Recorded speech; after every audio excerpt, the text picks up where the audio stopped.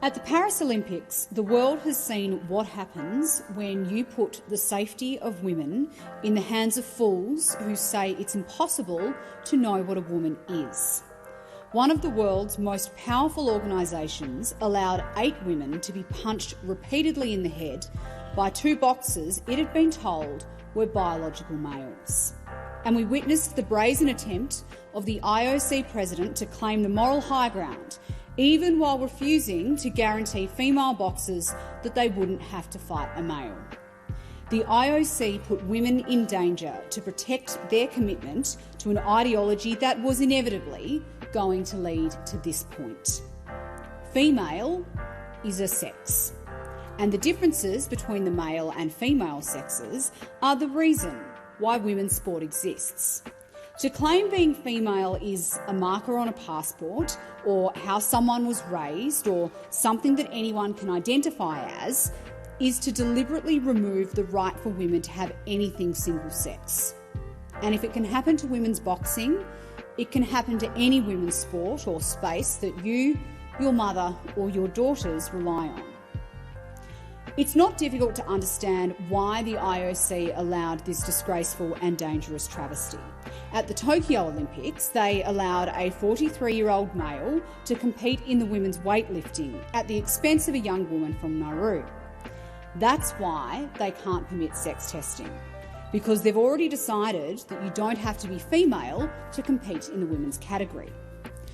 Rather than admit the Olympics boxing scandal is a result of the deliberate decision they've made to deny women single-sex competition, for the last 2 weeks the IOC has tried to gaslight, obfuscate and bully their way through the scandal in Paris in exactly the same way that governments and other sporting organisations have done for years. Not long ago, Australia's first female Prime Minister, responsible for removing the sex-based definition of woman from the Sex Discrimination Act, was asked what is a woman.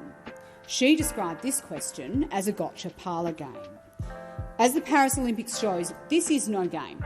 It's the answer which determines whether you allow a male to punch a woman in the face and be rewarded with an Olympic gold medal, whether you allow a male rapist to identify into a women's prison, whether you will embarrass yourself like the IOC president has, claiming it's scientifically impossible to tell the difference between males and females.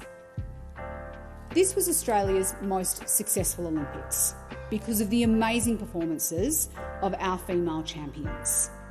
The fact that our female Olympians were the stars of the show, even though we know that their times and their records would not be medal-winning performances if there was no female category, shows the importance of single-sex sport.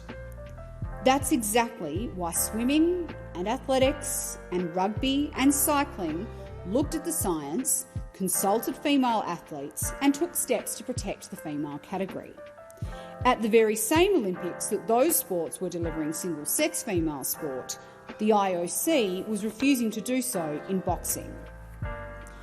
Those of us who have been in the fight to protect women's single-sex sport for years watched as the IOC tried on all the same excuses that organisations and commentators in thrall to gender ideology have used over and over again.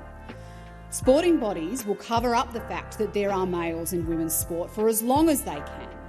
And when it finally becomes impossible to cover it up any longer, they'll go on the attack and call it bigotry or a culture war to say that women's sport should be for females. And they know that when they run out of excuses, at least they'll have media outlets like the ABC there to mislead the public by labelling women's rights campaigners as anti-trans. In 2022, at a meeting with the Australian Olympic Committee, I warned them that Australian sport must reverse its refusal to guarantee single-sex sport for women and girls. I was told that it wasn't a big issue for the Olympic movement and it wouldn't be an issue in Paris. I was told that the inclusion framework the IOC has in place would deal with it. 2 years later, the whole world is talking about the IOC's failure to deal with this issue.